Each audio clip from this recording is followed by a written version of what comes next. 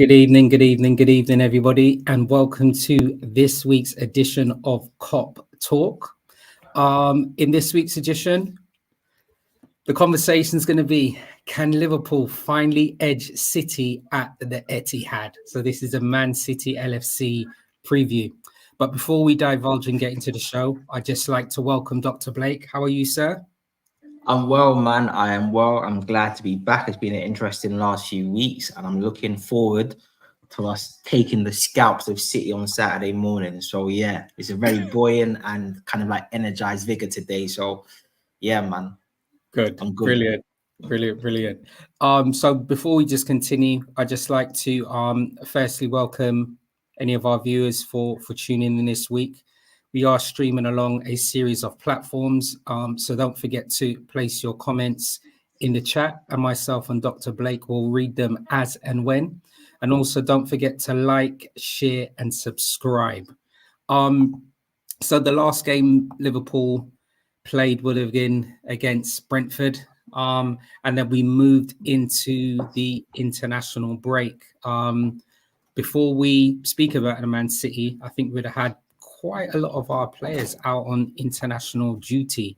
Was there any games that you were able to get a little feature from? Any highlights at all, Dr. Blake? Yeah, so it's interesting because I just think that with how European football have chosen to structure the Euros, that previously that tournament used to be, like, for me, a rival to the World Cup because you only had like a small amount of teams, so the level of competition was just always super high. Now they've expanded that.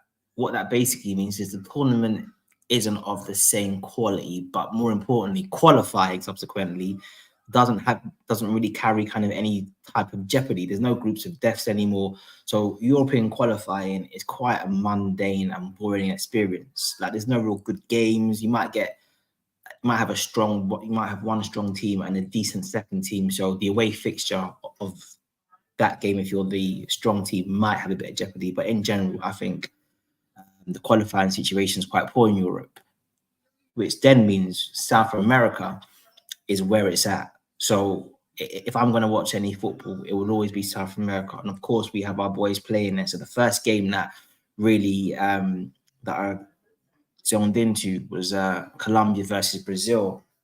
Boy, I posed a few questions about Diaz. I was just like, does he still have it?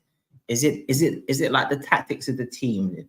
Is it the knee injury? Is he still finding, like, he wasn't quite the Luis Diaz who we'd seen pre-Arsenal injury. And what I saw last week, I was just like, okay, that man's back, because what he did in that game was unbelievable. If you want to see a world-class performance, if you want to see that, what we would just consider a clutch performance, like an individual putting a team on its back and carrying it, I'm going to take it to them. I'm going to just carry our strength of our nation against them. That's what he did against Brazil. And because obviously, as much as the Colombians and the Uruguays, I know you before Uruguay, they've got a different history, but when they're playing Brazil and Argentina, there is the mental scars that those fixtures carry. So the fact that he just said, I don't care about the history, I don't care if you've got these superstars, I'm going to bruck you up. And he brought them up. So yeah, that was brilliant to see.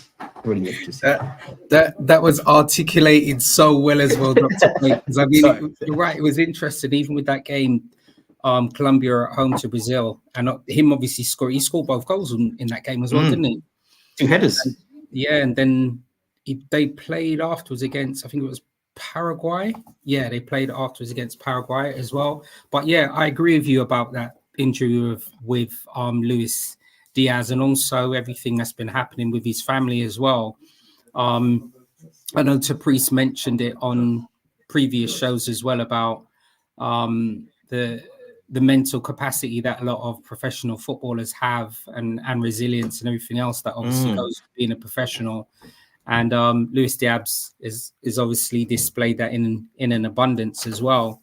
But yeah, you're right. That game against Brazil, I was able to watch some of the highlights. Exciting, isn't it? It's exciting, man. Definitely. But I mean, even there were so many of our players that featured on international duty. And I think it's one of those things that was playing in the back of my mind, obviously, coming into the City. And, we have to take into account that City have a lot of full international players in their squad as well. So it was one of those where I was looking at games where I played on the 16th, there's a couple on the 19th. There's even a couple of games that were actually played yesterday as well. And it's one of those This things. is it. We don't want to give our players too much game time. I'm a little bit selfish because I want them to be It's hard, man.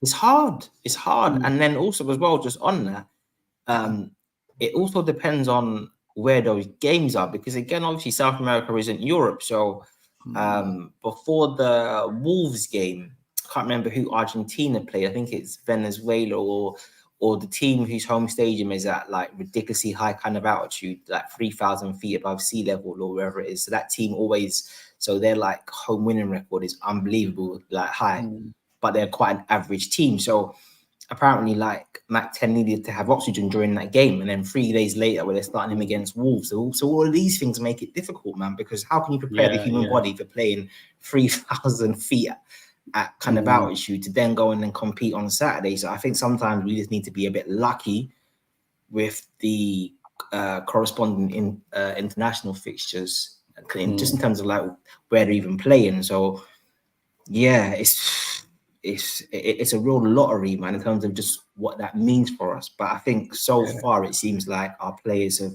performed and their games haven't been as difficult as what they had been previously. But obviously, it's still very, very intense competition. Did you see the Uruguay game, the one against Argentina? No, I didn't manage to see that one. But like see the highlights, the one where Nunes scores the goal, right? Yes. So I saw the Uruguay game. I saw when they were playing against Bolivia, because he scored the 2 goals at Bolivia, innit? Because they played away. Yes. So I didn't manage to see when they played against Uruguay, Argentina, but I saw when they played against the Bolivia game.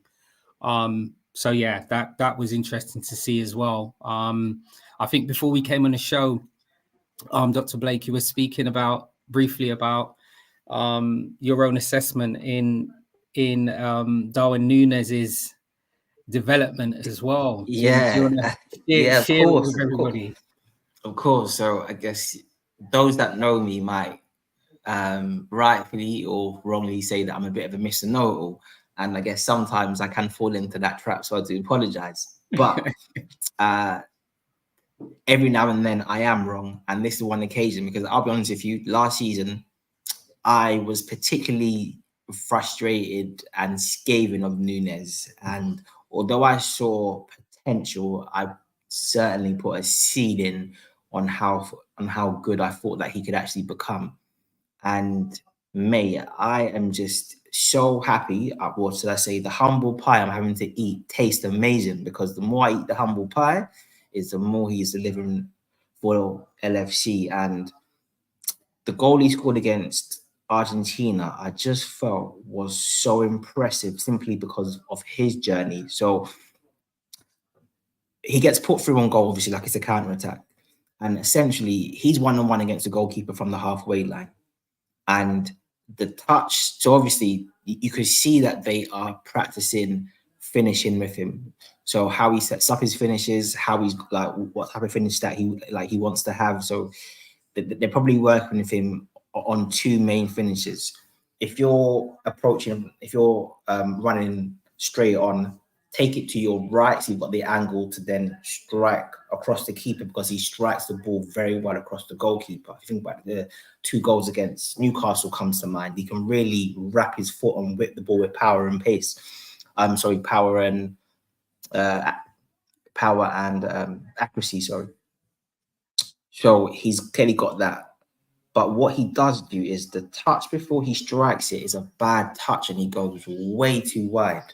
Now, typically, a player like Núñez, who's quite a emotional, frantic player, could have easily panicked. But you can see that they're working with him to just be composed, to be calm, to be precise in terms of what he's going to do. And so despite taking the bad touch, he just trusts the process. Calm, keep your head down.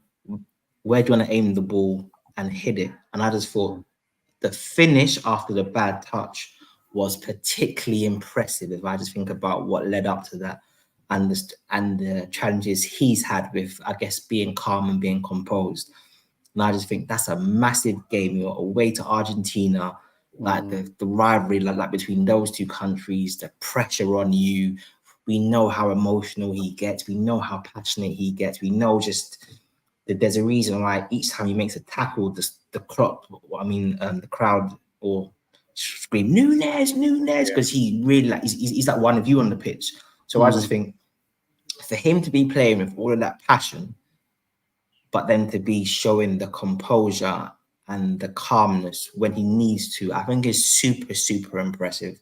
And I just think, the way the coaching staff have developed him, but more importantly, the way he has responded to that training and I guess just intervention from the coaching staff is super impressive. And I think like the lad should be incredibly proud of how his game has improved. And listen, mate, I am all in on the Darwin Nunes fan club, bro. All in. Like the guy he's top.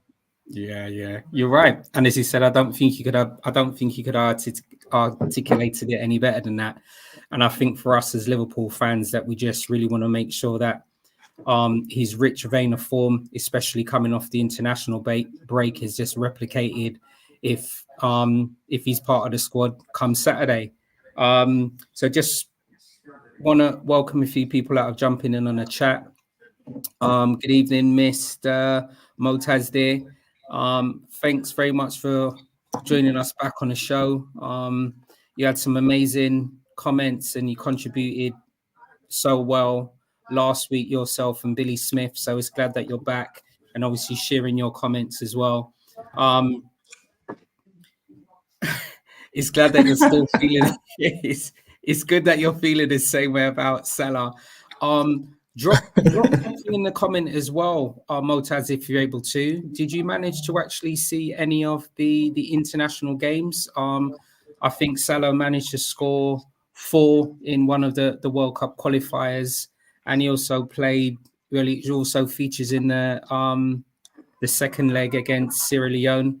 If you managed to watch him play, just drop your comments in the group, in the chat as well, and we'll surely respond to you on that as well. Also, good evening, Mr. Fitzwarren from Brighton. Thanks very much once again for tuning in, and we look forward to seeing some of your comments in the group. Mr. Herbert's back, featuring on one of our other shows from FTV Sports as well. Thanks, Mr. Herbert. We are going to be playing Arsenal on Saturday, the 23rd of December, if I'm correct in saying that, Mr. Herbert. So if you are not sunning it up in your holiday home in Dubai, make sure you keep in tune with us, and we'd love. That's all right, isn't it? Dubai. That's all right, isn't it? We'd love for you to either be part of the preview show or in the post show when we do actually play Arsenal. So thanks very much, Mr. Herbert, for tuning in. And just put those comments in the group, and either myself or Dr. Blake will make sure we respond to those as well. Mr. Licks, the rest of the man, they're here. They've got work and family duties, but they're still obviously tuning into the show. So they're all here. And as you said, thanks very much for your comments. Also, big up to you as well, sir.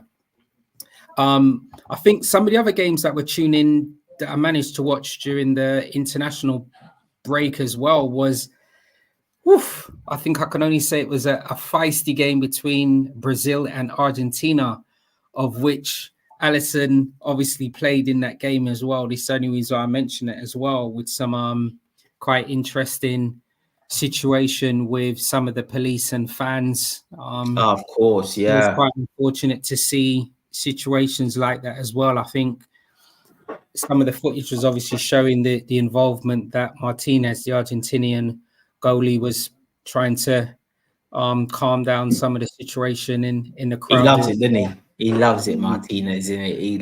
He's a real shithousery man, isn't it? You can see he loves it, man. Like, Yeah. he just involved in it.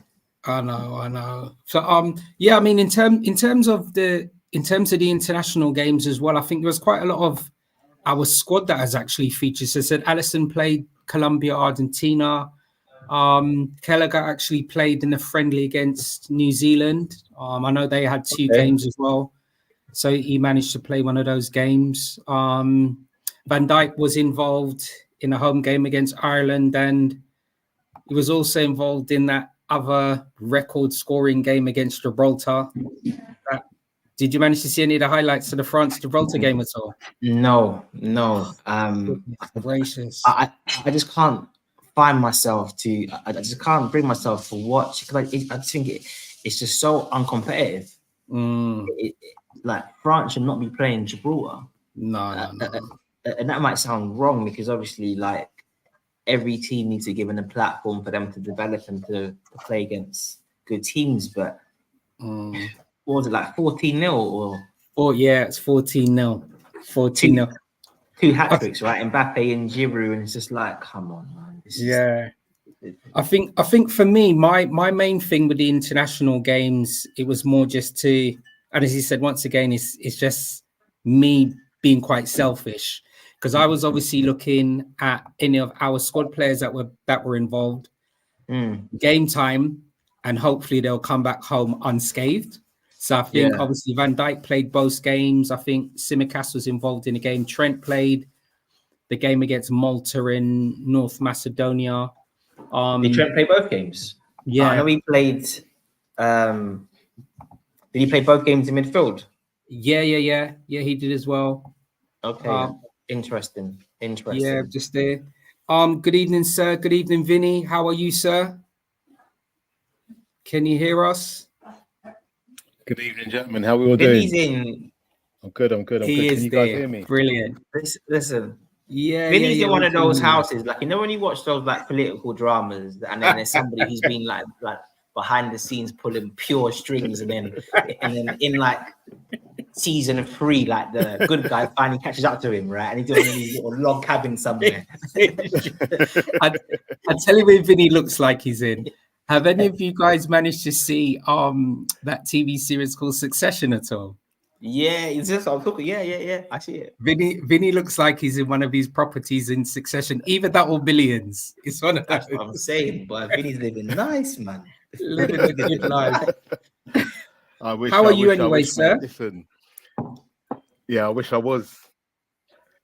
Yeah, wow, bro, it looks like it. Good. I'm good. Can you guys hear me? Okay, yeah. Yeah. Loud and clear. Yeah. Can you hear me? Yeah, man. Yeah, we can hear you. No, I'm good. I'm Hear good. you. Brilliant. We were just given a brief rundown on I've got a bit of delay. Okay. We were just given a brief rundown on some of the Liverpool squad players that were involved in the international duty. So I was just mentioning as well that Jarrell is obviously involved in the England under-21s. He also featured with Harvey Elliott and Tyler Morton as well. I know Tyler Morton's on loan over at Hull, I believe.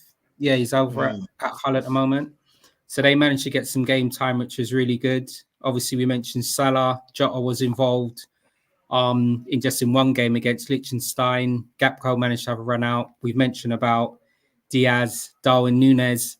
And I'm just going to pause here because Dr. Blake, your man, Mr. Dominic, drinking Palenka at the end of one of these games as well. What's that? A brace and an assist? Even on the international scale, he's just going from strength to strength. Elaborate, sir. Yeah, because I think as great as he's been for us, and I use that term wide, like I'm not just using sort of just throwing away that term lightly. I think he has been great for us. I do think because of the defensive responsibilities that we've given him, he's having to play within himself. And there will come a moment when Mo moves on and the team begins to evolve a little bit, where essentially it will basically be his team to run going forward. And so the way City have given like the keys to KDB, when we give him the keys to the team, I think he then goes to another level again. And I think we are basically seeing the beginning stages of a world-class kind of top-tier career emerging. And I think Saturday, obviously we're going to talk about Saturday soon, but Saturday, he's going to lash the ball past Edison's head and people are going to realize, boy, this man can play. Listen, like, he is unbelievable. That goal he scored, the tackles, the composure, come on, bro. It's levels. Yeah, definitely. Did you manage to see any of the international games at all, Vinny? I didn't watch many games, in all honesty, but I did see the highlights of the game Dom had for Hungary. I think the most surprising thing about that game for me was seeing a black guy play for Hungary. That was like, you know, I was like, we're everywhere. No, immigration. Yeah. So yes, but you know what? But seeing the game and seeing his performance, it's like he's so young, but he's carrying. It's almost like he's carrying that team, and he's just got a confidence and not an arrogance. He's just like, what is he? Is he 22? Is he 22 at the moment?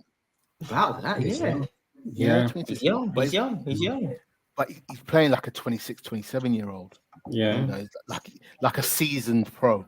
You know, that's just how it's seen. So in terms of the game I saw, I didn't see much of the England under-21 performance. I did see Harvey Elliott's goal, which was nice, and Kwanzaa there playing as well. And you know, the future is bright, is what I would say for Liverpool.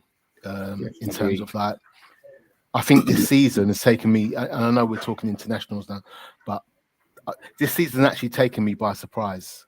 I will say that in terms of, I thought the way we're gelling at the moment is far way up the ladder than I actually thought we would be in terms of our performances and how it's worked. And if we think about, we've had some things go against us. Do you know what I mean? And where we could be. Yeah, like I say, the future looks bright. Oh, brilliant. Yeah. He said, long let it continue. Yeah. So I think I was going to say, Stoney, just go ahead. As Vinny was touching on it, and I'm sure we've all seen it, Harvey Elliott just looks to be a bit more powerful this season. So although he struggled in starting games and he hasn't started as many games as this season versus last season, that's because obviously he shouldn't have been starting games for us last season. But obviously the team was the team last year. But this year, he just seems like he's got this physical strength to his game. Like he's a bit more, like he's able to hold off challenges a bit more. And even just the way he's like lashing the ball now. It's like when he kicks the ball, like he's just lashing it. Like it's going top, so it's going out. He's just got this intensity and power to his game that's really nice to see in him. And you think to yourself, actually, maybe you can step up for us, because obviously he is lacking physicality. So just the way I don't know if he's taking Salah's gym regime and who knows who knows what's part of that. They're using the same asthma pump or what, who knows what's going on. But yeah, man, like the physical development in Elliott has been really encouraging to see, man. Yeah. And there's a reason why Klopp's kept him in it. There's a reason why. When most probably felt, he should be offloaded or it's not working out. There's a reason why Klopp has kept him. Yeah, you're right. And I think it's one of those things that both of you have mentioned as well about the steady development of our players. So similarly with Darwin Núñez, we're actually seeing players progress, in front of our eyes in real time. And you're right, that clearly has to be a positive. I think even if we look at Harvey Elliott's performance against Ireland, I mean, the free kick was breathtaking, and also the dink as well. So it's good. And Dr. Blake, you were speaking about his area of strength and development. It's interesting that the majority of Harvey Elliott games for us have actually been in midfield. And I wonder if that's obviously contributed to him making an adjustment to how he's playing. And obviously, as you said, that strength as well. So look, that works out for us. You know, primarily he was used in the right forward position. But as he said, when he plays for us, he's played in midfield and similarly for England. And that can only bode well for him and us as a club. Win-win. Yeah. I think with Harvey, it's an interesting one because I just think in many ways, last season was the wrong conditions for him because what he lacks is athleticism and physicality. So then you put him into a relatively new position in central midfield for his career, playing alongside players who physically have fallen just far off a cliff. And then you think to yourself, geez, it's just like the worst possible kind of circumstances for him to thrive. But I think why Klopp probably plays him in midfield is he probably lacks the explosiveness that Klopp currently wants in his front three. But I just think more importantly, and it's a strength of Harvey's, I just think his game intelligence is just incredibly high and has been for a young player. Like I can recall his debut, and it must have been maybe 2 or 3 months after he just finished in the GCSEs for us in that friendly. I think he might have been in America somewhere.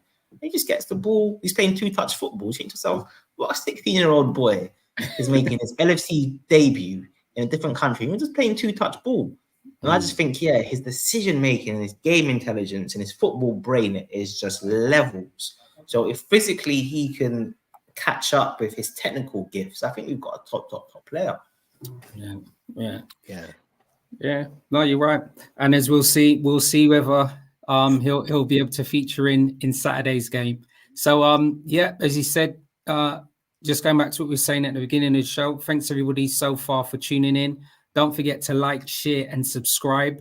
The title and thumbnail of this week's edition is "Can Liverpool Find the Ed City at the Etihad?" So as you said, it's a 12:30 kickoff this Saturday.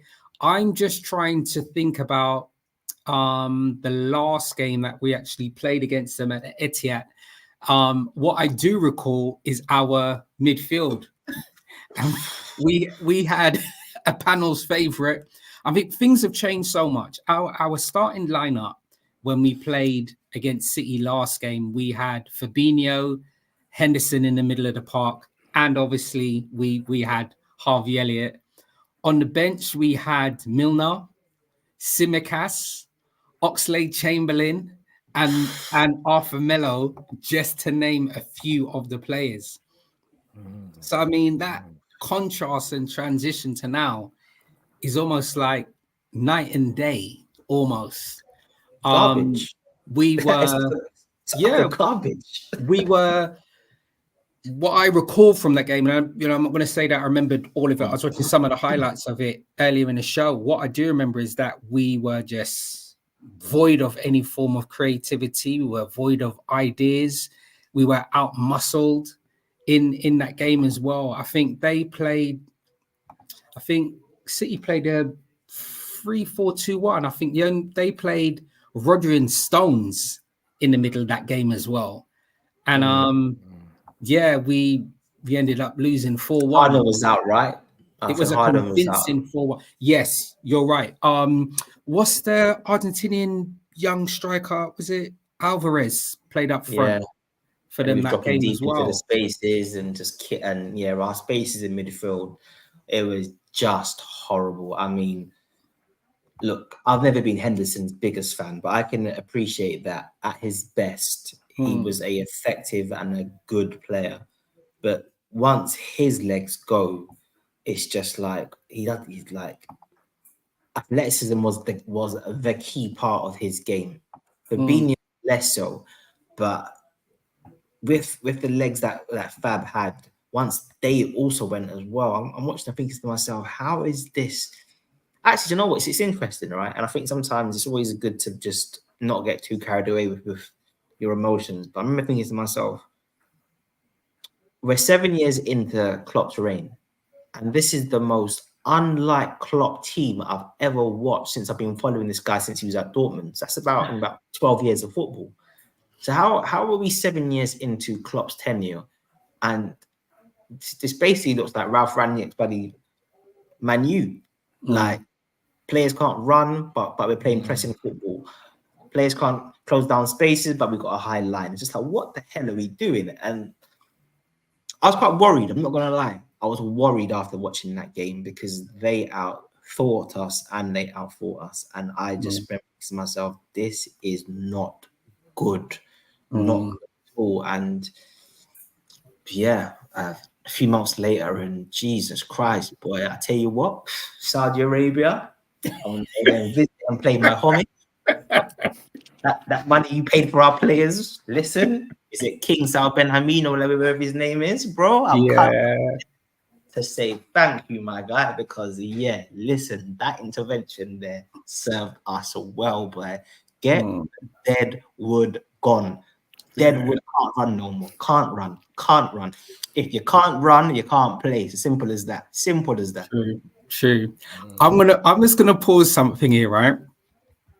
Firstly, good evening to the Amateur Football Mr. Podcast.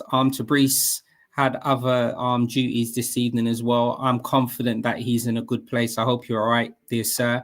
I look forward to welcoming you and joining you back on the panel for next week. So you be safe. There's just going to be a pause here, Dr. Blake and Vinny. Last season, like you just mentioned, it just seemed to be night and day in terms of the Liverpool squad.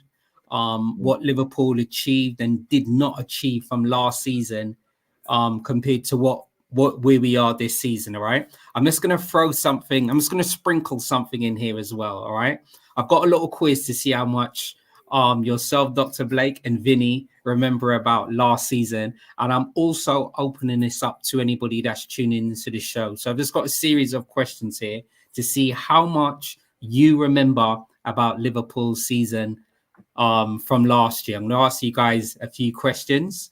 And then once we finish that, then we're going to jump into talking about Liverpool's fixture against City on Saturday. All right.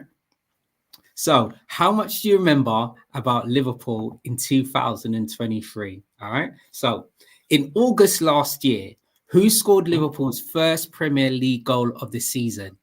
Was it Bobby, Darwin Núñez, or Salah? All right.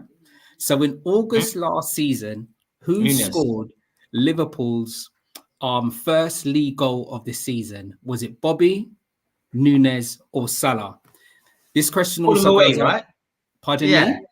Fulham away, lunchtime kickoff. I remember the game. This goes out to anybody also in the comments as well. So if anybody out there's got the answer, please feel free to pop in the comments. It was Firmino, wasn't it? Was it Bobby? I think it was Bobby. So who have you got? So I can recall a cross across the box and Núñez doing that like flick between his legs, and I believe it went in, but that might have been the second. I can't even remember what the actual final score was, but like we did draw, right? So maybe we toured. So maybe that was the second goal. So yeah, it could be right. All right. So what I'm going to tally this up. Hold on 1 second. Let me just tally this up. So I just recall us being good against City in the Charity Shield the week before that. Me thinking to myself, actually, like we might be on stuff this season. And then a week later, can't run. I thought, what the hell? All right. So I'm going to tally this up. All right. So we got Vinny and we got Dr. Blake. All right. So Vinny, who was your answer? So it was either Bobby, Darwin Núñez, or Salah. I'm going with Bobby. Okay. And who was it you went? Who was your answer, Dr. Blake? I'm saying Darwin, but I could be wrong. But I do recall the game because Bobby started and Darwin didn't start. And I think, that was in the feedback after the game that Núñez should have started. That's right. We played Bobby up front, and then we had Henderson playing as a number 10. Flipping hell. Screw me slowly. Henderson is a number 10 in his career. This was an away game. This was an away game against Fulham. at Craven Cottage? Yeah. Fulham, like it was a 12:30. All right. So what was your answer, Dr. Blake? I'm gonna go with Nunes.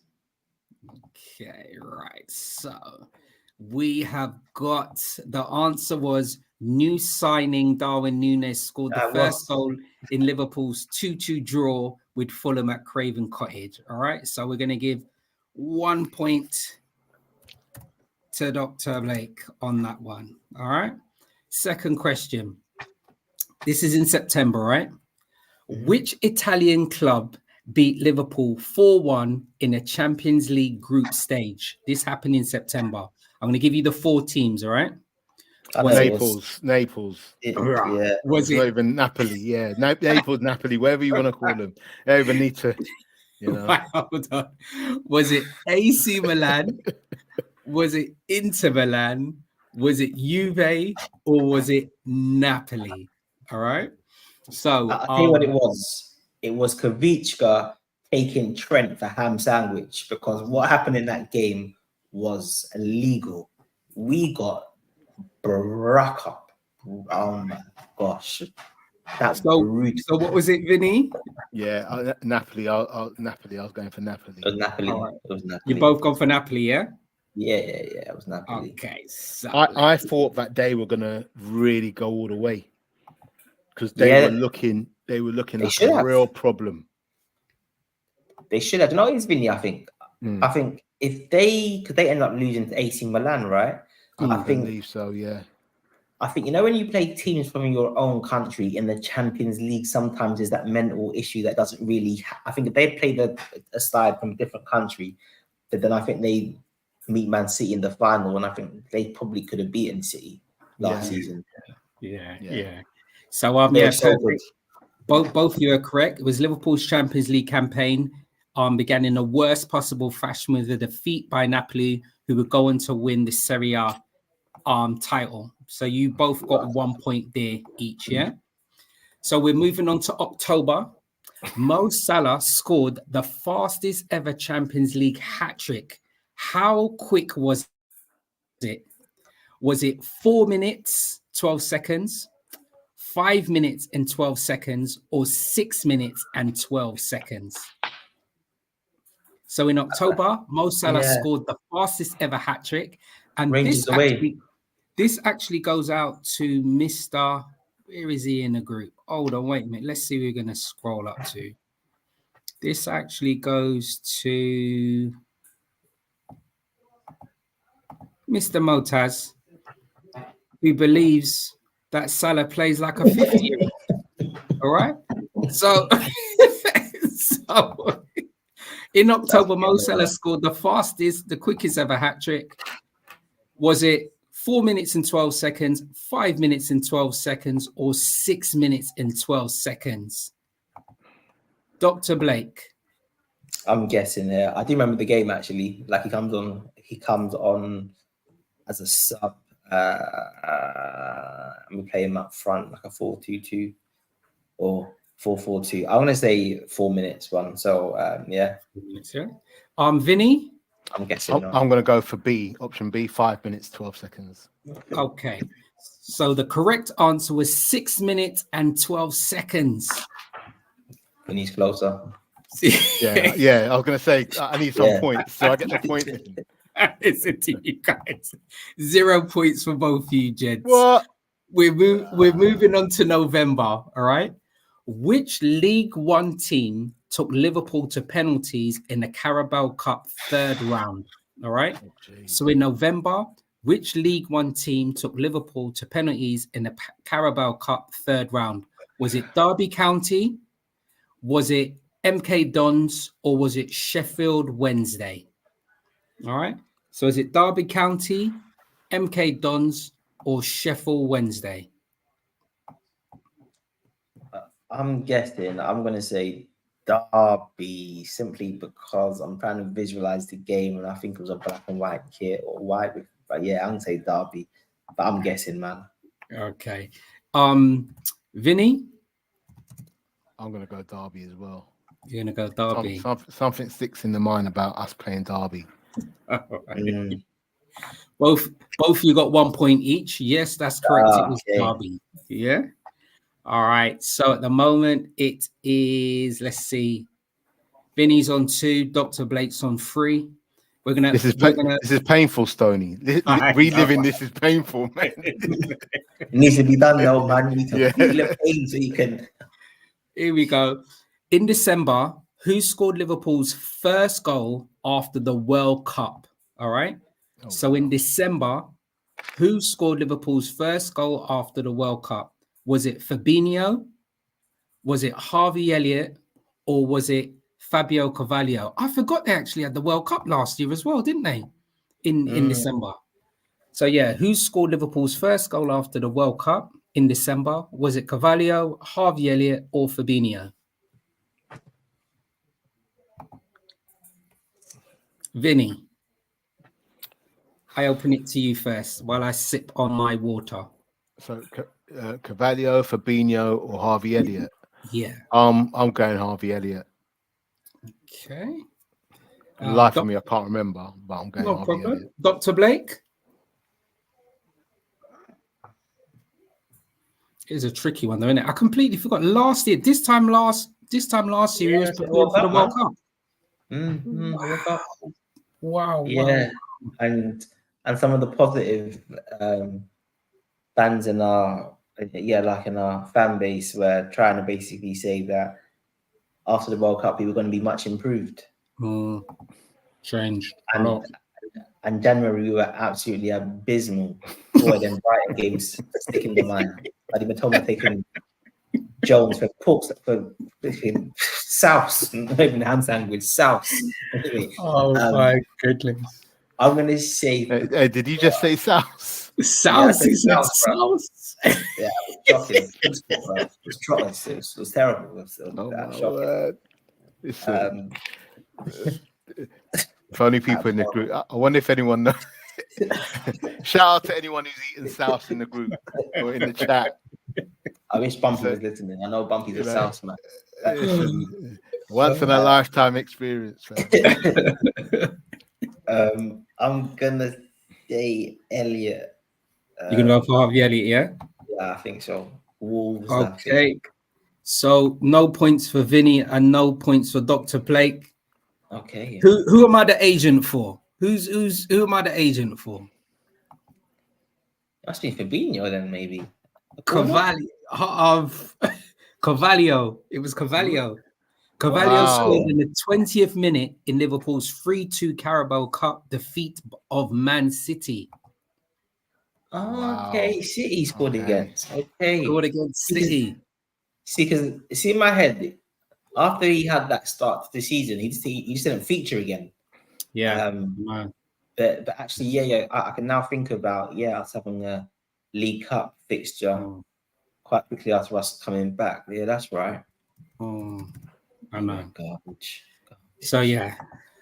And for now, we're just gonna pause it there because it leads us on to Man City. And that's really the highlight really of our show, really, isn't it? Right. So can Liverpool finally edge City at the Etihad? Gentlemen, what's your team selection against Man City and why? Bearing in mind, while you're thinking of it, because we're going to look who we think is going to be featuring for Liverpool, all right? Who your selection is going to be, all right? So before the show, I was looking at injuries for both teams. And at the moment, I think our injury list involves Gomez, Konate, Robinson, Curtis Jones, Gravenberch, and Stefan. All right. Jeez. So those are our current injuries at the moment. Who do you see being your starting lineup for City? And we're going to speak about in a few minutes historically the games that we've actually played against them and how they've actually panned out. I've got my list at the moment.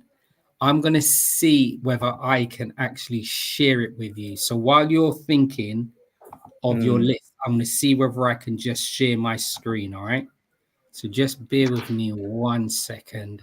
Yeah. So I think I think a few of ours have returned to training. I remember seeing that. So I think we've got a few more options than what we had envisaged. Yeah. I think with City, it's two things. It's Haaland fit, probably will be, but I think the key selection for City will be basically Grealish or Doku. I think if he wants control, he'll play Grealish, or if he wants to tear up Trent, he's going to go for Doku. Pep does respect I was us bad a lot. mouthing Doku in the last game, so I think it's in the last show, I bad mouthed Doku, and I'm confident it's going to come back to haunt me. So I think I'll have to retract what I was mentioning last. Can you gentlemen see the screen? Can you see who I've shared? I can just see the file that you're looking to open. I can't see the team. You can't see the team? All right, no. hold on. Let me just take it back off. All right, hold on. Yeah, I think if you just click on it. Can you see it now? Give it a few seconds. Can you see it at all? 4, 3. Can you see it? No. Let me stop sharing that then. That's a shame. I will just take that out and I'll just come back where I was. All right. So goalie, who do you guys see playing in goal for us? For us, yeah. Is that a no-brainer for us? Cameron is the best in the world, man. At his back. It's got to be Grobbelaar, isn't it? It's got to be Grobbelaar. Listen, man. Yeah. Something like that. Left back. Simmer. I think Sim's gonna be in. Yeah. And yeah, do you think if, and this is just a question, right? I don't have the answer to this. It's just a question. If Gomez was fit, do you think there would be any chance that Gomez would be playing left back, or do you think it's just a dead certainty it would have been Tsimikas? Not if I had anything to do with it. So we definitely say Tsimikas, yeah? Dr. Blake's unsure. See, personally for me, I think Gomez needs to start for us. I just think he's just a very good player, and I think he's good in these types of games. But I don't know where you play him, and I think if you are going to play Gomez left-sided centre back, then I think Curtis Jones definitely needs to play, because then he can then hold the width on the left-hand side when if Gomez is struggling to possess the ball. But I probably agree with Vinny. I think Tsimikas probably will start and probably should start. I just think if City had a right winger, let's say they had like a Leroy Sané and somebody who's going to just bruck up Tsimikas, then I think I might be inclined to play Gomez to kind of like neutralize that, if you see what I'm saying. Whereas I just think Foden's going to do Foden things if it's Gomez or if it's Tsimikas. He's not really a power and a pace man. He's just trickery and he's smart and committing the lines. And so I don't think one individual player can nullify him in terms of what he does. Okay. So I think Costas. Costas, yeah. Did we see Virgil starting? Virgil, I mean, he came unscathed. He played the 2 games internationally. So Virgil should step back in. Do we agree on that? Man, the GOAT's back, man. He's there. Like he wants his reparations, man. He's had 4 years of that charlatan stealing his flipping thunder. So now he's saying, right, it's my thing now, innit? I'm finally going to get the credit for it. He's going to do his thing. All right. So we say Virgil's there. Who do you see partnering Virgil there, Vinny? Matip, yeah. You're comfortable with that as well, Dr. Blake? So, but I think Kanati's back in training, right? Yeah, I know he had the slight knock, and they were saying that he's out on an injury, but both of you could be correct. He may well have returned back to training. So, it's a tricky one. If Haaland's playing, do you want you want Matip or do you want Ibu? I don't know, man. I think both offer you different things. But I just think Matip compared to last season is playing very well this year. So I trust him to do what he does well against City. And if Haaland was to happen to outrun him, then that's just because Haaland is just faster. But the things that Matip's good at, kind of positional play, anticipation, tackling, reading the game, I expect him to do that well. Yeah. If he's selected, carrying the ball well as well. If I had a preference, Yeah. if both were available, I'd much rather go Konate. Just because of the physicality that he brings. But I think also this is a game, this is a chess match, and I think we've got to be shrewd in terms of how we deal with this because again we're away from home, and I think Matip just brings a little bit more assurance or calmness as maybe for this type of game. Okay. Let me ask you both a question on that. Yeah. Out of the two of them, and obviously it's just guesswork, who do you think Virgil prefers playing with? Konate or Matip? You're making trouble there, right? It's his preference, man. Like, you know what it's like. I think that's quite interesting as well. I think you've probably got the combination of, and I know I've had to really reflect on how I see Matip as a player for Liverpool. All right, and this is just me. It seems every time I question him, he proves me wrong. I'm really like Duffy, innit? Yeah, I'm really a big fan of Konate, and I think I've mentioned it on previous shows as well. He reminds me of Marcel Desailly, and that's why I think I actually like Ibrahima so much. I think what I do like about him, he does have the ability, and Matip actually does it on some occasions. I think he done it. I think it may have been in the Brentford game actually, where sometimes he picks the ball up and he just walks straight out from defense right through midfield, and then before you know it, he's in an offensive position. But it's just his final ball is not actually there. So if there's one little irk that I have with Matip, he gets into the advanced positions, but he doesn't do nothing with it, especially when he walks with it. But I am a really, really big fan of Ibrahima. I know that he sustained quite a few injuries. I do believe that he is the long-term defensive player for Liverpool, whether that's with Virgil van Dijk or whether it's with whoever it is, may well be. But I'm a fan for him. But may well be whether it's just with Kwanzaa as well. But as he said, every time I question Matip, he either proves me wrong. But going into this game, if Ibrahima is fit, I would love for him to be able to partner Virgil. That's just me. I hand it over to you, Vinny. So who do you think Virgil prefers to partner? I think he prefers working with Matip than Konate. That would be my opinion. I love Konate as a player, and just like I said, the physicality, but also like his ability to he can bring the ball out. He's a good goal threat as well. I really like Konate as a player. He's a beast, for want of a better word. He's a beast. Like his attributes and Virgil's attributes are, I think they complement each other, but I just think that there's something about Matip. Matip brings an extra bit of finesse. I feel that Virgil would prefer to have playing alongside him than the lack of maybe street smarts for this type of game that Konate would be lacking in. I feel. That's just my opinion.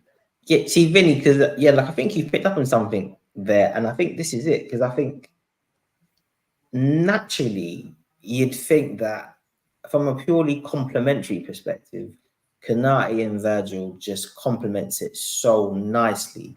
Yeah. But I think in terms of a partnership, I think from Virgil's perspective, in terms of just understanding someone's game, I think he probably prefers to play with Matip in it. And I thought when he plays with Matip, the line sometimes is a bit better. If Virgil goes a bit deeper, Matip goes a bit deeper. If Virgil steps up and Matip covers him, like it feels like they've got a better understanding. Yes. Despite I guess Konate having more of a complementary game. And and I think the reason why I'm slightly on the fence of this is, like, if this was last season, I'd have said, bruv, take Matip to the old people's home and lock him up in it. But this year has been a different situation, man. And said lock him up. Yeah, and I think Matip's display against West Ham, and in particular Antonio, was bloody impressive, because Antonio is literally as close to Haaland in terms of physicality, power and pace that you're going to get. Obviously doesn't have Haaland's goal scoring, but the physical battle that he presents, and Matip just handled that so well. And I was just like, boy, maybe Joe had a bit of fufu when he over the summer, boy, because this feels different. This feels different. Do you know what it is about Matip? He's I don't know, maybe the wrong term, right, or wrong analogy, but he's got that Superman Clark Kent sort of thing about him, right? Yeah. You look at him, and he's got a very easygoing face, isn't he? You know what I mean? Yeah. Handsome, friendly placid, chap. Yeah, placid. That's the word, placid. And he doesn't look like he should be a central defender. He looks like, if he came out, it looks like the kind of player like people think, oh, we're gonna have a field day with this guy, and you don't. And I think that is a quality. I think that's an asset to him as well. But like you say, Antonio couldn't do nothing against him. Do you know what I mean? And he just seems so laid back. It's funny that they're both laid back characters, Virgil and Matip. And again, I think that's another thing about them. But they most probably keep each other calm and on a level, and so forth. And I think that's why it works. Yeah. Right. And I think we've obviously got Mr. Fitzwarren obviously extending really on what both of you guys have obviously mentioned about Virgil, the period of time that he's actually played with Matip for a longer period of time, and probably he's a little bit more familiar with his attributes as well. But as you said, I think I just think that we're blessed to obviously have Matip and Konate, and either one that play alongside Virgil, I feel rest assured that we're in a good place as well. Anyway, but sorry, Stanley, just one quick one. Sorry, apologies. But I feel the one who VVD really enjoyed playing with out of all of them was Gomez. Yeah. But the injuries for Gomez, it's just Gomez's Liverpool career, to me, it's quite, I don't want to say tragic. It is though. But it is. Yeah. Maybe the term I use is disappointing, because every time he looks like he's going on that upward trajectory, injuries have set him back. From that first time under Rodgers, and he got that bad injury. Do you know what I mean? It's just never really worked for him. And I think, you know what, Vinny? I think tragedy. Listen, I think tragedy is a good word. I know it can feel a bit dramatic, but I think the tragedy for me, it's not just the amount of time he spent out injured; it's the nature of the injuries. Because I feel, if he's somebody who's just getting, like a Konate who's getting reoccurring muscle injuries, that it happens.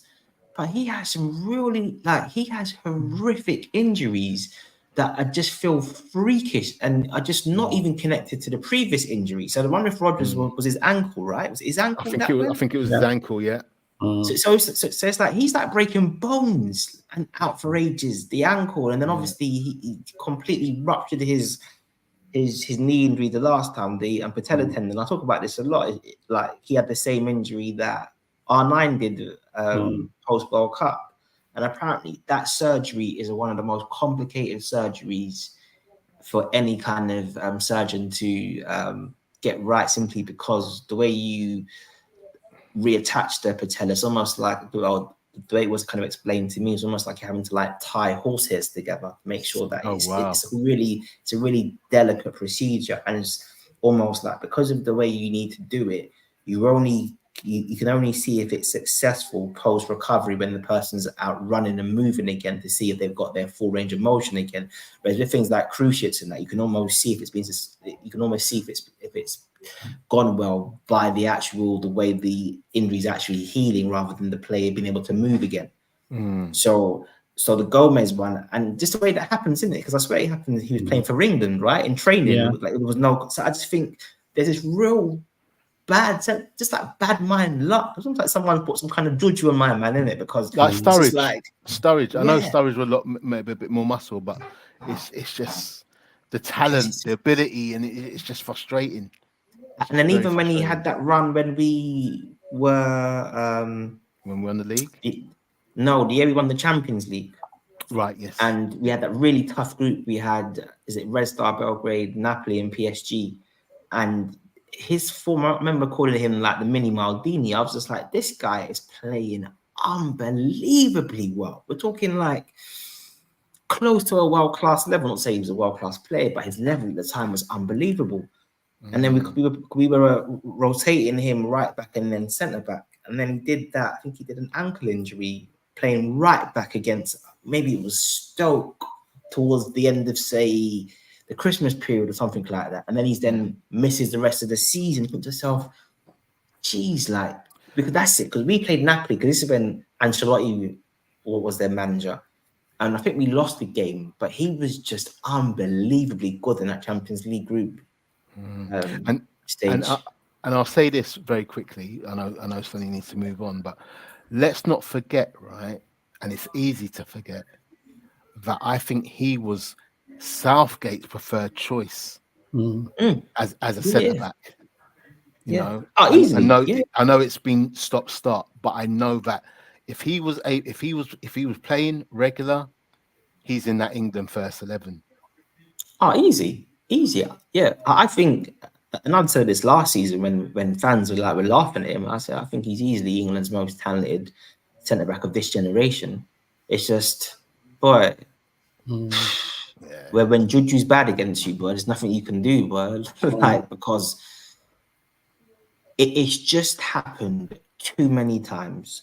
Too many injuries that are just not related to previous injuries that have gone wrong for him. This is just bad luck. This is bad luck, man. Like, and it's not his confidence. I think it's knocked his confidence and knocked his. It has to. Knocked his ability as well. I think he gets picked out a lot in games now, and there's a lot of mistakes. I think it's really taken a toll on his development. Yeah, and I think the last knee injury was particularly debilitating, and that was probably the first time he's been injured and he's returned and he hasn't been the same physical player.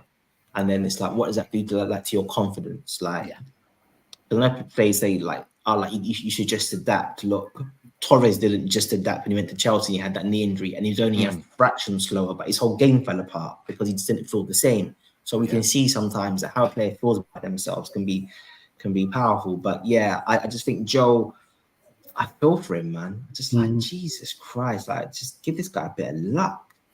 Just we'll see. Sorry. I feel quite strongly about Gomez, man. Just like he's a nice guy as well. Great for the dressing room, good karma, good around the place, plays different positions. He's homegrown, he's been there for a while. You know, you want some guys to win, man. Like, yeah. And it's a hard one as well, because you mentioned, and I think I'm going to be honest, I think I'm always quite transparent. I've absolutely gone Wix lyrical on Joe Gomez. I've belittled him, I've cursed him, I've said some unsavory things about him.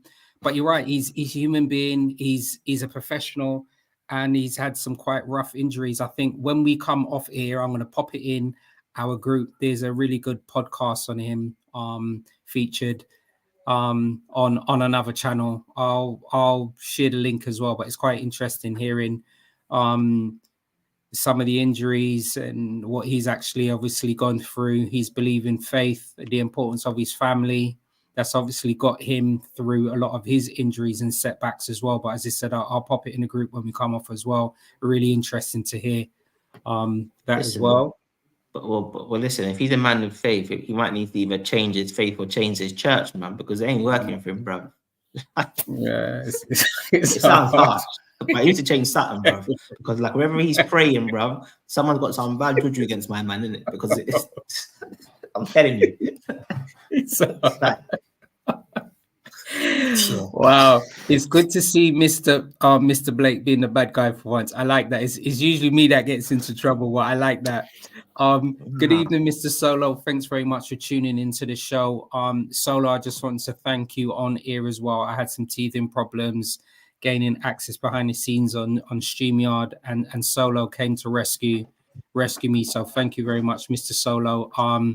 He's one of the bastions for FTB Sports and also part of the Man United agenda. So salute to you, sir. I know you're out there protecting Central London with your career. So continue doing what you're doing, all right?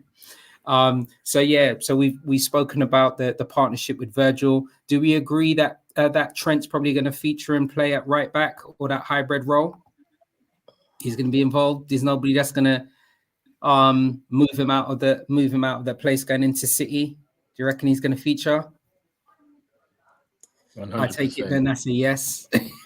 What about midfield? I'd play Gomez personally, but I'd play Gomez. Bearing in mind as well, as you said, Gomez may still be that little bit injured. So if Gomez is fit, do you think that he takes Trent's place? Then do you reckon? Trent plays. Trent plays, yeah. Yeah, the Trent plays. All right. I think there's a legitimate question over if Trent should be playing because, like we saw Trent's comments, was it last week when he spoke about the fact that he basically sees himself as a midfielder and basically like his job is to basically be Steven Gerrard basically, and that's fine. Right. But your job is also to defend and to tackle.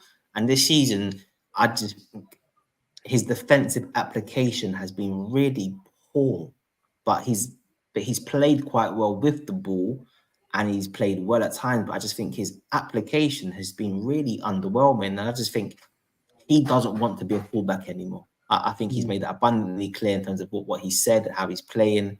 But I also think in that big pitch and his ability to play through the lines and to play those balls into mold, that he's just an absolute weapon that you want on the pitch. So although he might be fragile defensively, what he can give you going forward, I think is just a bit too much of a risk to not have on the pitch. So I guess he has to play. But then I think if Trent plays, then I think Konate needs to play. Okay. What are your thoughts on that as well, Vinny? Do you think I think it's one of those things as well with him making that, and I'm just going to use this specific word, right? Transition from him obviously playing at the right back, full back position to moving in midfield. Do you think that we're going to probably see a little bit of turbulence and probably some games where he's not going to play at the level that we're used to because he's making a change into a certain or a different position? Thoughts, Vinny? I think, and forgive me if I don't answer the question directly, I'm going to try and word it. I think we have one of the biggest dilemmas with Trent. We really, really do, because I think what he gives us at right back has given us the success that we've had up to this point. But he's getting found out on the other side now in terms of from a defensive perspective. I think what he can give us in midfield is amazing from an attacking perspective. But and I know we spoke about this last year about him maybe being in midfield and being the better position for him. But I don't see him as a fully formed midfielder. That's the other thing. I think the likes of Gravenbach, I think the likes of Dom, I think the likes of McAllister and so forth, will give us a better rounded midfield. I think he's one of these players. It's weird. I'm trying to find the right way to explain it. I don't think he's not good defensively as a right back. We know that, right? But I don't think he's also the answer for us in the midfield. Does that make sense? It does. So I think I probably got a slightly go on. Where do you with his ability? It's weird. He's got this incredible ability, which we all can see. He's clearly a world-class talent. But I don't, in the Liverpool structure, I still don't know where he best fits to get. And we get the complete package. So I personally think he's better defensively than one, he's given credit for, and two, he's currently showing. I think what we're seeing is a player who is slightly frustrated with the role he's having to play. And I think the tricky thing with Trent, and what makes Trent just impossible to compare or hard to compare to any other fullback, is because I can't think of another fullback who basically has been the team's playmaker and has basically played as a playmaker from fullback. So he's never been the attacking fullback who's had the off the ball game where, you know, if it's like a Roberto Carlos who's going to steam down the wing when Zizou gets the ball and he's just going to run onto the through ball, and he's never had that type of game. His game would basically be like Zidane's making runs for Trent. That's what he's used to. He basically like he gets the ball and you make runs for me. So I think he's always had that level of responsibility in terms of to make things happen. I just think he himself is now growing frustrated with the fact that he's still having to play fullback, where he's almost had this level of responsibility from a very young age. And let's not forget, he was a midfielder coming through. And I think he's right to basically be saying to management, it's not clear that he is saying it, but I think he's right to expect to want to play midfield personally. But then equally, we've signed all of these midfielders, so then it's almost like what we're signing indicating actually Trent, we're going to be staying at right back, you know. But you can see that he's not entirely happy with him. And those comments that I love to find it, something about his job's to play passes in between the lines and is to get on the ball and make things happen. And like that's how he sees his job. He wasn't talking like a midfielder at all. Basically, I actually think he wants the role that Szoboszlai's got. I think that's what he wants. Yeah. Interesting, isn't it? Yeah. So I don't even think he even wants the number 6 role. I think he wants the Szoboszlai role, but I think he's happy to have that deep line playmaker role that say like a Pirlo's got. But I think in his mind, if I'm playing like Pirlo, then I ain't going back to right back. Right. Interesting. Okay. I think also that he, again, in his position or with his ability, I don't think he gets ahead of anyone in that midfield, right? As incredible as he is, like with the players we bought. I think that he can get in a lot of other first teams and in the middle of a lot of other first teams, but those other first teams he'll get into won't be competing for the trophies at the same rate or level that Liverpool are. That's the thing. He's an exceptional talent, and we found a way in our current structure to make that work. For him to get the best, for him to do what he wants to do or play the position he wants to play and play it regularly, he would have to go elsewhere. But where he goes, in terms of going elsewhere, it wouldn't be, I don't think it would be a top 2 or top 3 club. You guys may think differently, but that's what I think in terms of if he wants to play midfield. Yeah, I probably think he would be a world-class midfielder, elite, especially if he was doing a more deep line playmaking role. I just think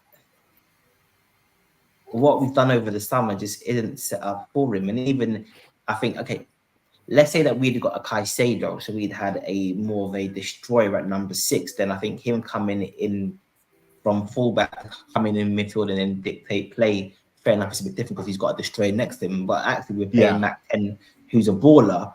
So it's almost like in every tactical system that we've got, he's always the one who's expected to do the running, isn't it? And in his mind, it's just like, nah, rude boy. I want to be the playmaker now, innit? Like, I want to be Pirlo. I need to have a Ambrosini or a Gattuso now, innit? Like, I need that guy for me. Like, it's almost like he wants a water carrier. But it's like, nah, Trent, you're still a water carrier as well, rude boy. And he's not happy about it. You can see it. You can see it. And it's going to be super interesting about what we choose to do moving forward. Do we sign another midfielder? Do we sign a right back? It's interesting, but I do agree with you. I just think he's just this unique talent that there is a potential that he'll almost become a bit of a positionless talent, but someone who is still unique. It's interesting. It's one of the, and I know we've got to move on. So it will be one of the greatest, I think, of the last 25 years stories about a talent so supreme. But will we get the true optimum output and performance level and version of him? Because we can't define a position for him. And I think that the irony, just quickly, I know we need to move on, sorry, is I think for England, he might get what he wants, because I think him and Rice as a double pivot with Jude as number 10, I think that's the dream for him. Yes. He's got Declan who wants to go box to box and run or just be the 6, but he can just get the ball and just run the game. And Jude wants to run. Jude wants to. I think it's so. Yeah, England has always been seen as quite negative for him, and Southgate and him hasn't always been great. But I think actually it might work out that that's going to be the part of his career that he's actually going to really enjoy moving forward now, because that's how he wants to play ball. Yeah.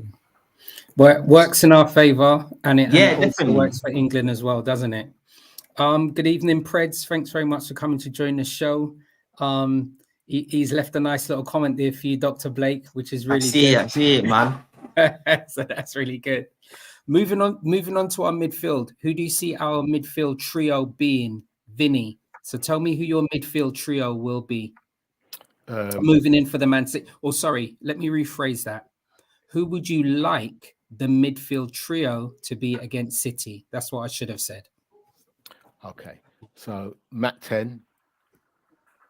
I'd like to see Gravenberch. I'd like to see him. And despite what we just said, and it wouldn't work, I'd love to see Trent in there as well. But I think Edu will start as well. Yeah. So Mac 10, Edu, and Gravenberch. Yeah. I think at the moment, as you said, we still got a question mark over whether Gravenberch is still coming back for injury, because they said a slight knock, but we'll see. So Gravenberch, Endo, and Mac 10. And sorry, what am I talking about? Dom. I'm thinking. Sorry, Dom. So who I'm going to take out? I'll take out Gravenberch. All right. So Dom, Endo, and Mac 10. Yeah. Yeah. All right. And for yourself, Dr. Blake?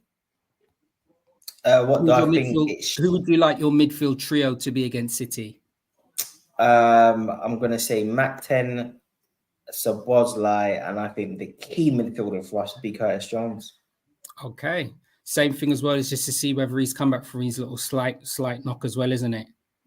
Yeah, I think he's back in training. So, but I guess it's a case of how much rhythm that he's going to have. But yeah, like for me, not to say that Curtis is the best, but I think he would be the key player for us on Saturday. All right. So slight variation, but either way, a strong midfield trio from Vinny and a very strong midfield from Dr. Blake as well. Don't forget to like, share, and subscribe. We're seeing a lot of comments coming in on our feed. I will actually get to those, so just be patient for us. And this is another one that's going to be quite tricky as well. And I'm going to pose this question to Dr. Blake. Who do you see your offensive trio being for Liverpool? So who do you see our 3-line offensive pairing? Who do you see our 3 offensive players being against City going into the Saturday game? And this goes to you, Dr. Blake, first. So obviously Mo right, Darwin through the middle, and then left, I'm going to say Jota. Interesting.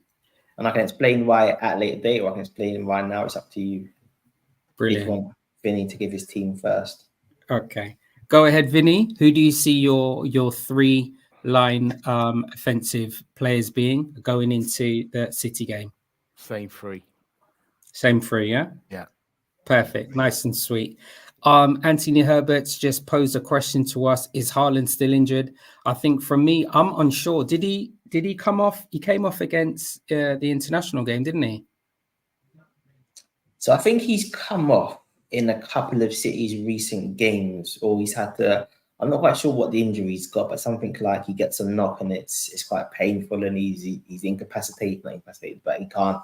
His mobility is affected for about 10 minutes or so afterwards. So he's staying not fully fit, but look, I think he plays. City always work in some kind of angle, so the fact that he's had to miss the games to Norway, I'm sure he'll be raring to go. They're going to want to make a statement. Exactly. So, and it's one of those things as well. I know we've had some indifferent results at the Etihad, but the main thing is, he said, I'll go back to what our thumbnail for the show was: can Liverpool finally edge City at the Etihad? I wish to pose a question to both of you, and we'll go one at a time. What do you see the result being on Saturday? And I pose this question firstly to Vinny. What do you see the result being when we go to the Etihad on Saturday? I see a draw. I'll be honest. I see a draw. I see a 2-2 draw. Okay. And the same question to you, Dr. Blake. So just quickly to Anthony's question, I think no. I think the DM position's just a bit of a weakness for us. So I think that probably could cost us unless we do something in January or something happens with Trent. That's definitely. I think for Saturday,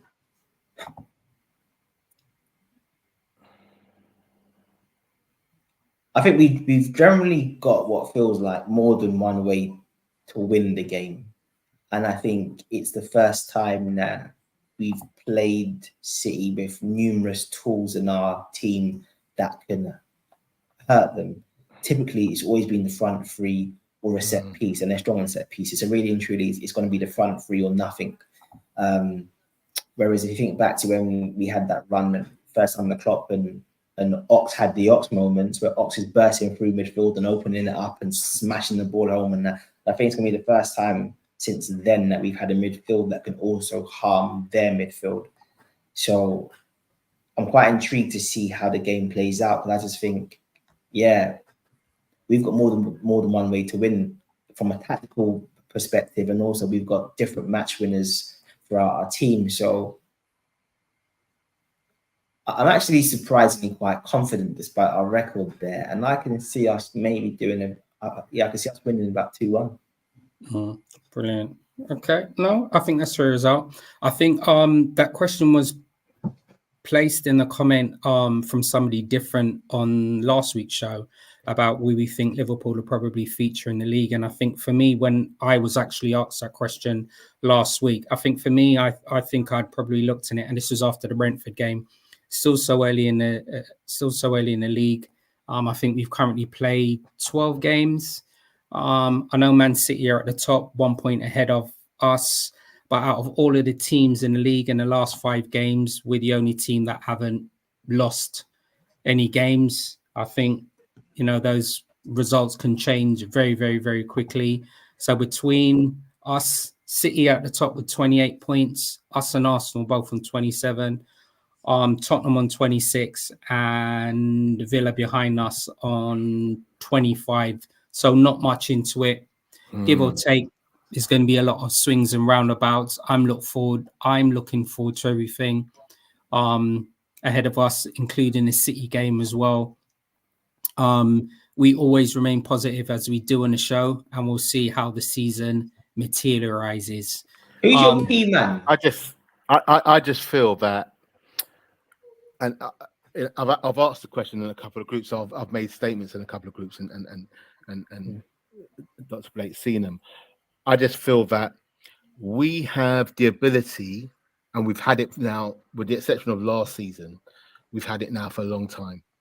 We have the ability to be unbeaten and go on unbeaten records for a very long period, all right, and do really well and being unbeaten. But City have the real ability not to just to go and on winning streaks, and that's what makes a difference. We can turn potential defeats into draws, but we don't change. And it's mad. It's actually mad. I'm saying, because it's minute details now, but this is what's making a difference. This is what Man City have done.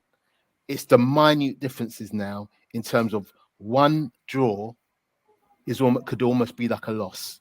Might always count as a loss now when you're running against a team of Man City, because already they've lost 2 games and we've only lost 1, and we're still behind them. You see what I mean? We're still behind. What I would say, Vinny, just to counter that slightly, I do agree with the premise on it, but I think there's a few different factors this season. I think the first one is we're not in Champions League anymore, and our squad's always been the difference of Man City. You had comparable starting 11s, but they've always just had more depth than us. So that's always what's given them the edge, right?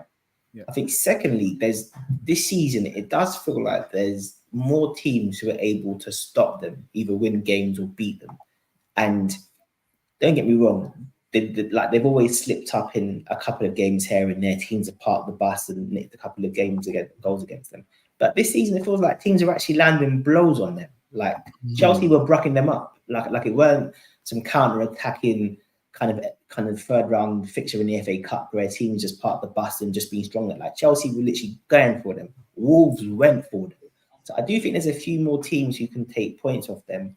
And I just think it might be politics, but from a financial fair play perspective, they don't have the super squad that they had when we were really going at them and it was them against us. You know, there was that moment, right, when just their forwards alone, they had Aguero, main star. Then you had then you had Jesus, his backup, and then your wing options. You had Mahrez, Sterling, Bernardo Silva, and Leroy Sané. For about 2 years, that was their forward line. Yeah. Like you can take out any one of that. If one's having a slightly under par game, you're throwing in world class talent.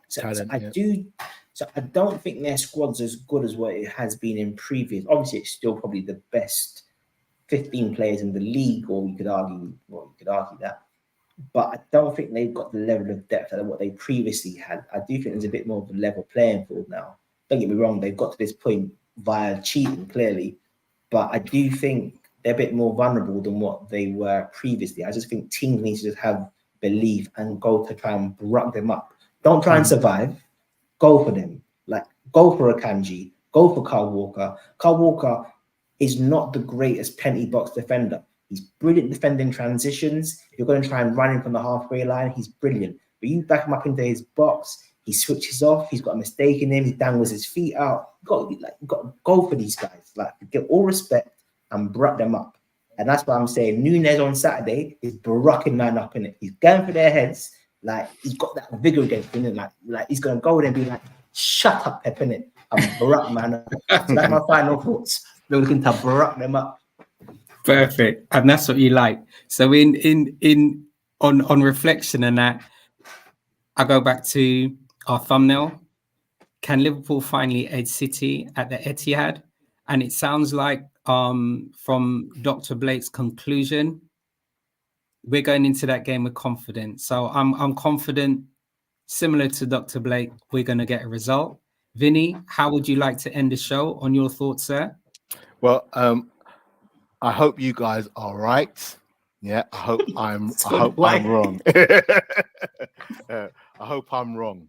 I just think that these two teams, it is a chess match. It may not play out like a chess match in terms of how they play each other, but you know, their levels against one another are very, very, very, very close. It's very fine lines between them, and it's usually those fine lines will actually determine where the league actually goes. So yeah, I would be happy with a draw here, because I think at some point when we go back, when they come to Anfield, I feel we'll get a result. I think we'll get a favourable result at Anfield. So I think it's more like a draw here would be like a win. Even though I've said that draws end up feeling like losses the way the season runs out. We just know that we've got to win about. It's crazy that I say this. You've got to win about 31 games to win this league. And I know that come January, this is my thing about City. Come January, they go on these mad runs. They go on these crazy runs in terms of winning games. And that's what I'm worried about. That I think and like, you know, I hear what you're saying, Blakey, that this season is a bit different.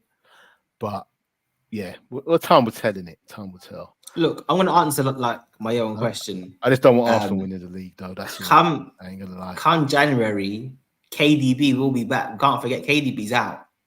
So yeah, they will be better. 100, they will be better. So yeah, when they find rhythm, it can be ominous. But I just think it's a bit like Mike Tyson when he was in his pomp, right? Like, you know, he had this period where people just didn't think they could win. And I just think with City, you've got to just shatter this facade of invincibility. Like, he's good. Ruben Diaz is good, but he's not this world-class, amazing centre-back. Like, you put these guys under pressure and they fold. But because of Pep's system, they're rarely under pressure. You saw what happened against Chelsea. You got Diaz lunging in like he's tight as bramble, bro. It was shocking defending. Like, you put these guys under pressure, they'll crumble. Walker switches off all of the time, but he's brilliant at what he does for City. But as I said, you back him up into his box.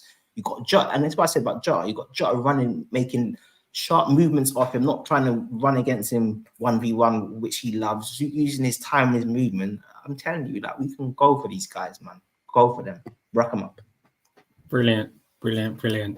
All right, listen. I'd just like to thank everybody for tuning into the show. I think there's been some amazing comments from everybody tuning in, and everybody from Cop Talk, deeply appreciate that. I'd just like to thank Vinny and Dr. Blake for your knowledge, your wisdom, and continuing to love and appreciate everything to do with Cop Talk. And without your knowledge, this show would be nothing. So thank you very much, gentlemen. As he said, don't forget to like, share, and subscribe. And we look forward to everybody tuning in to Cop Talk next week, Thursday at 10 p.m. So, Vinny, Dr. Blake, you guys remain blessed. And I say we look forward to seeing you guys next week. Okay? Take care, gentlemen.